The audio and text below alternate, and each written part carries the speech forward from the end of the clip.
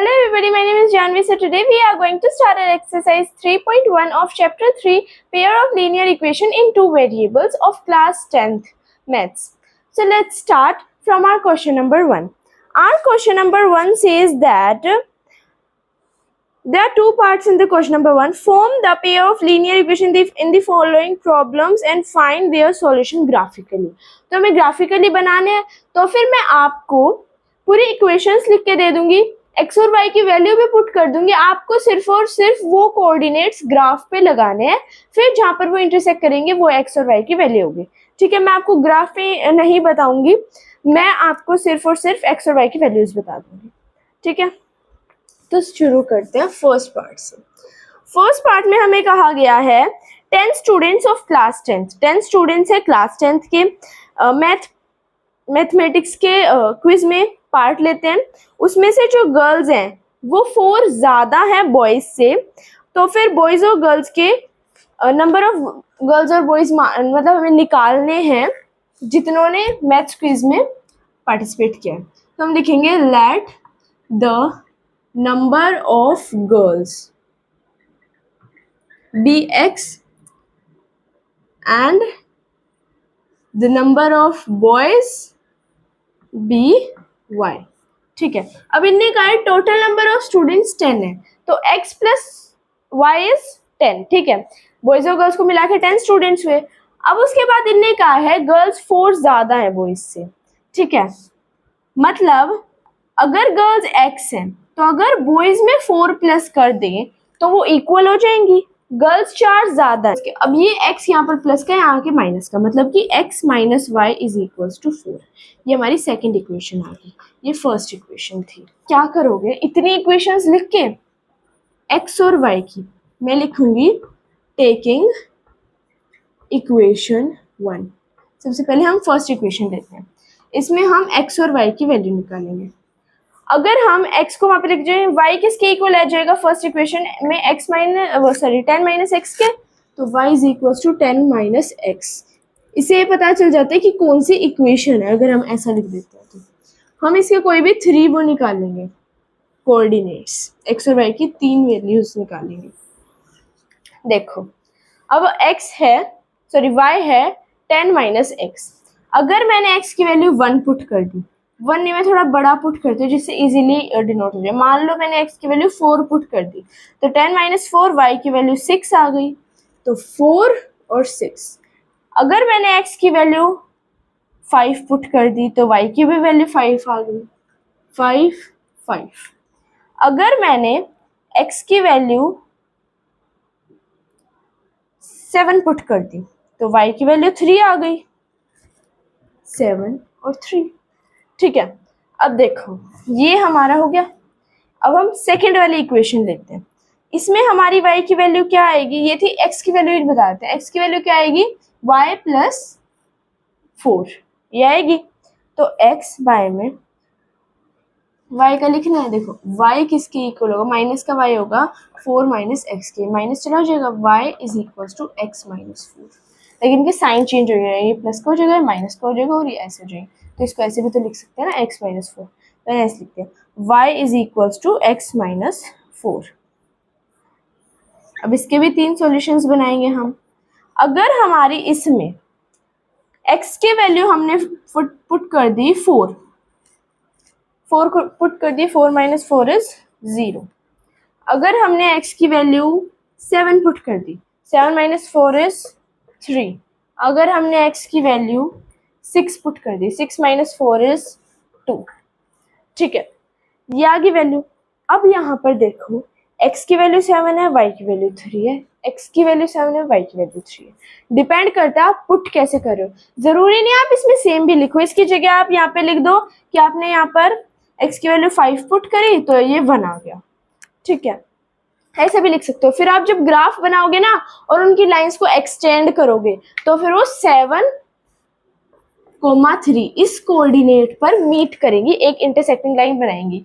तो फिर ये x की वैल्यू होती है, ये y की वैल्यू होती है. x हमने क्या मानी थी, गर्ल्स, और y क्या माने थे, बॉयज. तो फिर ऐसे आता है. तो फिर 7 आ गई हमारे गर्ल्स और y मतलब 3 आ गए हमारे बॉयज.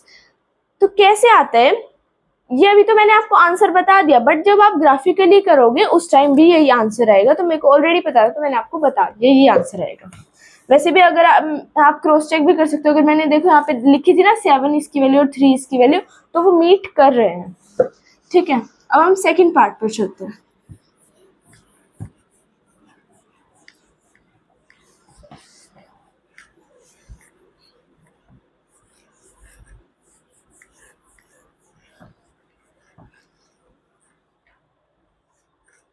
तो हमारा सेकेंड पार्ट क्या कहता है, 5 pencils, 7 pen cost 50 rupees and 7 pencils, 5 pens together cost 46 rupees. Okay, और पेन और पेंसिल्स की कॉस्ट निकालनी है। हम लिखेंगे let the cost of pencils be x and cost of pens be y. ठीक है, अब इनने कहा है 5 pencils, 5x plus 7 pens 7y is equal to together cost 50 rupees. First equation होगी। फिर इनने कहा 7 पेंसिल्स 7x और 5 pens 5y together cost 46 rupees. ये हमारी सेकेंड इक्वेशन होगी। अब हमें ग्राफिकली निकालना है, तो ग्राफिकली निकाल देंगे। कैसे? x और y की वही वैल्यू पुट करेंगे। तो फर्स्ट इक्वेशन लेते हैं हम। इसमें x y की वैल्यू क्या आएगी, y की वैल्यू आएगी y is equal to 50 minus 5x by में 7। ये आएगी यहाँ पर इसके y की वैल्यू, है ना, 50 माइनस 5x डिवाइड बाय 7। हाँ, y is equal to 50 minus.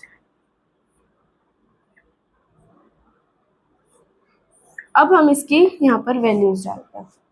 अगर यहाँ पर x की वैल्यू, अब हम ऐसा कोई नंबर लेंगे जो 7 से डिवाइड हो जाए। 5 3 अगर हम 15, x की वैल्यू अगर हम 3 ले लेंगे तो 5 3 15, ये माइनस करेगा 35, 35 बाय 7 ये 5 आ जाएगा। ठीक है, और हम लेते हैं, वैसे अगर हम y की वैल्यू मान लो पुट करते, y की वैल्यू हम पुट करते 0।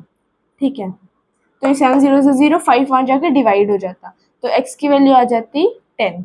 अगर y 0 है तो x की वैल्यू 10 आएगी। अगर देखो x 10 है, 5 10 50, 50 माइनस 50 इज 0 बाय में 7, तो फिर y की वैल्यू 0 आ गई। हाँ, 7 5 अगर 35 है, 5 अगर पुट करते हैं y की वैल्यू, तो फिर 7 5 35, 35 वहाँ जाके माइनस होगा 15, तो वो ये भी लिख सकते हैं 5 और 3। वही उल्टा लिख दो, कैसे ही लिख दो, सब कुछ ठीक होता है। आप उल्टे भी लिख सकते हो ये कोऑर्डिनेट्स, पर आपको मीट भी कराना है तो आप अलग भी लिख सकते हो। तो अब अगर मैं यहाँ 10 पुट करूंगी तो वो 70 आएगा, माइनस 10। अगर यहाँ पर मैं माइनस, हाँ ये 5 रहने देते, माइनस 10 पुट करूंगी तो ये 70 आएगा, माइनस 70। तो 50 माइनस 70 माइनस 20 डिवाइडेड बाय 5, तो 4, तो माइनस 4 आ जाएगी वैल्यू। माइनस 10 और माइनस 4 भी। अगर ऐसे नहीं करना चाहते तो ऐसे भी हो जाएगा, माइनस 10 और माइनस 4।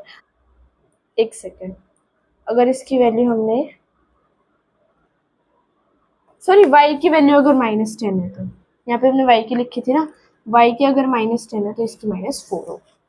ठीक है, अब यहाँ पे हम माइनस 4 अगर पुट करेंगे तो आ जाएगा प्लस का 20, 50 प्लस 20 70 बाय में 7, कैंसिल कर देंगे 10 की। ये यहाँ पर ना प्लस का 10 आएगा, बिकॉज अगर हम यहाँ पे माइनस का करेंगे वहाँ जाके वो प्लस का होगा, तो फिर यहाँ पे हमें ये प्लस का करना पड़ेगा। अगर प्लस का रहना है तो माइनस का 4 आ गया। तो अब हम चलते हैं अपने सेकंड पार्ट, मतलब सेकंड इक्वेशन पर। x, यहाँ पर y की वैल्यू क्या आएगी हमारी, y की वैल्यू है 46 माइनस 7x डिवाइडेड बाय 5। अब ऐसा कोई नंबर होना चाहिए जो 5 से डिवाइड करता हो। अगर हमें ऐसे नॉर्मल नंबर्स चाहिए तो देखो कौन सा करेगा 5 से डिवाइड। अगर हम x की वैल्यू लिखते हैं 3, तो फिर 7 3 21, 46 माइनस 21 इज 25। ठीक है, 5 5 से 25। अगर हम इसकी वैल्यू 3 लिखते हैं तो ये 5 आ रही है।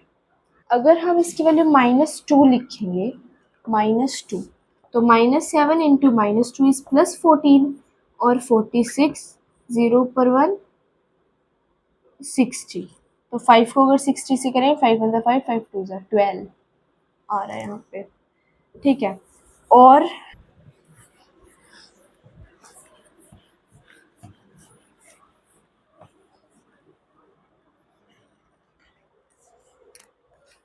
तो हमारा सेकंड क्वेश्चन क्या कहता है, ऑन कंपेयरिंग द रेशियोज को कंपेयर करो और फाइंड करो जो लाइंस हैं वो इंटरसेक्ट कर रही है एक पॉइंट पे पैरेलल है या कोइंसिडेंट है। फर्स्ट में क्या है, दो इक्वेशन दी गई है, 5x minus 4y plus 8 is equals to 0, 7x plus 6y minus 9 is equals to 0। अब यहाँ पे a1 बाय में a2 की क्या वैल्यू है, 5 बाय में 7, b1 बाय में b2 की क्या वैल्यू है, -4 बाय में 6 -2 बाय में 3, और c1 बाय में c2 की क्या वैल्यू है, 8 बाय में 9। अब a1 और b1 नहीं हो रहे इक्वल, a1 बाय में b1 सॉरी a1 बाय में a2 is not equal to b1 by में b2। तो फिर ये क्या होगी, इंटरसेक्ट एट अ पॉइंट, एक पॉइंट पर इंटरसेक्ट करेंगे। ठीक है, ये हमारा फर्स्ट पार्ट था। अब अपने सेकंड पार्ट पे चलते हैं, यही बताना था हमें। अब मैंने क्या बताया था, अगर ऐसी होगा तो ये इंटरसेक्टिंग लाइन होगी और इसका एक ही सॉल्यूशन होगा। इंटरसेक्टिंग लाइंस कौन सी, एक पॉइंट पे ऐसे इंटरसेक्ट कर रही होंगी। ठीक है, ऐसे, और यहाँ पे कोई कोऑर्डिनेट बना देंगे। अब सेकंड पार्ट पर चलते हैं, इसमें भी दो इक्वेशन दी गई हैं, 9x plus 3y plus 12 is equals to 0, 18x plus 6y plus 24 is equals to 0। अब देखो a1 बाय में a2 की क्या वैल्यू है, 9 बाय में 18 मतलब 1/2, 3 बाय में 6 की क्या वैल्यू, मतलब कि b1 बाय में b2 की, 3 बाय में 6, 1 बाय में 2, और c1 बाय में c2 की 12 बाय में 24 मतलब 1/2, क्योंकि 12 1 12, 12 2 24। तो अब a1 बाय में a2 is equals to b1 by में b2 is equals to c1 by में c2। तो फिर ये कौन सी लाइन होगी, कोइंसिडेंट लाइंस, कोइंसिडेंट आ गई। ठीक है, अब हम अपने थर्ड पार्ट पर चलते हैं।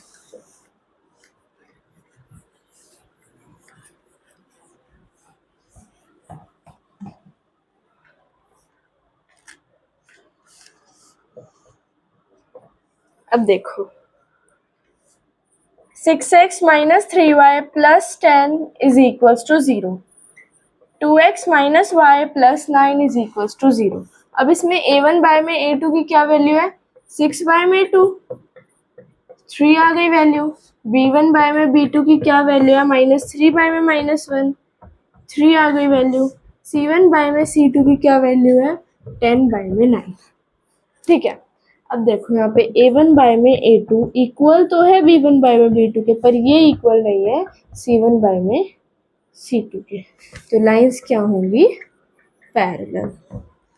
ठीक है, तीन ही पार्ट थे, तीनों पार्ट में ऐसे ही बताना था। फर्स्ट में इंटरसेक्टिंग आ गई, सेकंड में कोइंसिडेंट आ गई, थर्ड में हमारी पैरेलल आ गई। यही था हमारे सेकंड क्वेश्चन में। अब हम अपने थर्ड क्वेश्चन पर आते हैं।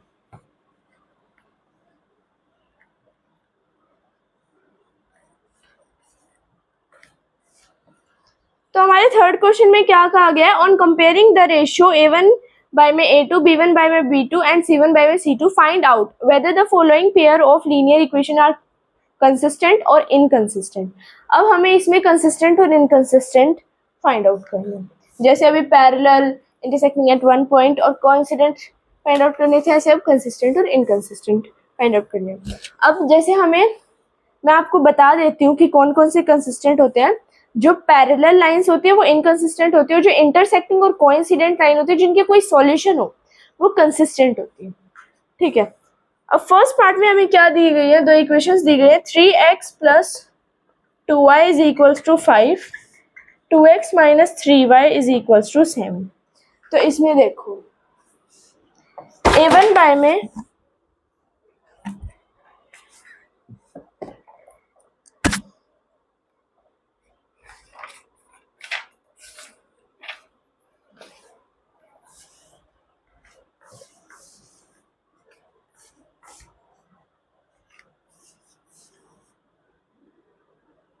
A1 बाय में A2 is equals to 3 bye में 2, B1 बाय में B2 is equals to -2 bye में 3 और C1 बाय में C2 is equals to 5 bye में 7।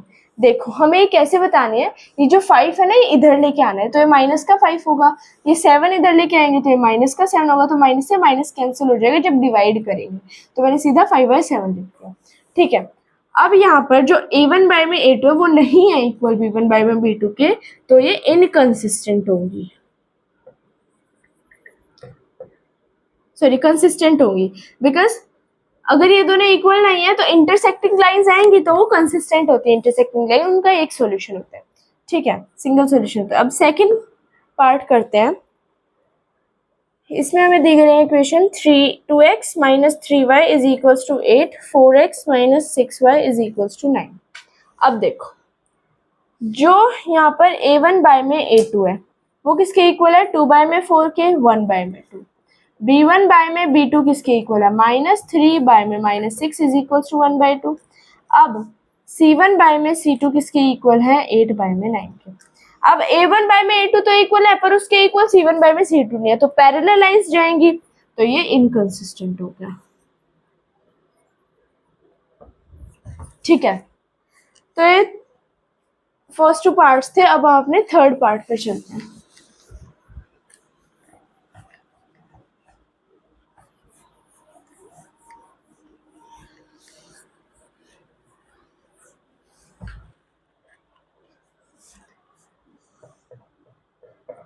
देखो थर्ड पार्ट में हमें क्या दिया गया है, 3 बाय में 2x प्लस 5 बाय में 3y इज इक्वल्स टू 7 और 9x minus 10y is equals to 14, ये दिया गया है। अब देखो A1 बाय में A2 किसके इक्वल होगा, 3 बाय में 2 इंटू मतलब फिर डिवाइड आ जाएगा 9। ठीक है, तो फिर इसका रेसिप्रोकल हो जाएगा, इंटू 1/9 आएगा, मतलब 3 1 ज़ा 3 ज़ा 1/6। B1 बाय में B2 इज इक्वल्स टू 5/3, इसका भी रेसिप्रोकल आ जाएगा। ठीक है, तो 5 1 ज़ा 2 ज़ा 1/-6। C1 बाय में C2 इज इक्वल्स टू 7/14, 1/2। अब जो A1 बाय में A2 है वो इक्वल नहीं है B1 बाय में B2 के, क्योंकि माइनस का साइन आ रखा है, तो इक्वल नहीं है, तो फिर ये कंसिस्टेंट आ गई, बिकॉज लाइन इंटरसेक्ट करेगी, कंसिस्टेंट। हाँ, क्योंकि लाइन इंटरसेक्ट करी होगी जब A1 बाय में A2 इक्वल नहीं होता B1 बाय में B2 के। अगर दोनों इक्वल हो पर C1 बाय में C2 के इक्वल ना हो तो पैरेलल आएंगे, तो इनकंसिस्टेंट। तीनों इक्वल हो तो ऑब्वियसली कोइंसिडेंट आएंगे, तो कंसिस्टेंट आ गई। तो अब फोर्थ पार्ट पे चलते हैं। 5x - 3y is equals to 11 और -10x + 6y is equals to -22। अब देखो जो 5 बाय में 5 है वो A1 है, तो A1 बाय में A2 किसके इक्वल आ गया, 5 बाय में -10 के, -1/2 के। और B1 बाय में B2 किसके इक्वल आएगा, -3/2 के, मतलब -1/2। उसके बाद C1 बाय में C2 किसके इक्वल आएगा, 11 बाय -22, मतलब -1/2। अब ये तीनों इक्वल हैं तो ये क्या आ गई, ये भी कंसिस्टेंट आ गई। ठीक है, तो हमारा फोर्थ पार्ट तक था। अब हम अपने फिफ्थ पार्ट पे चलते हैं।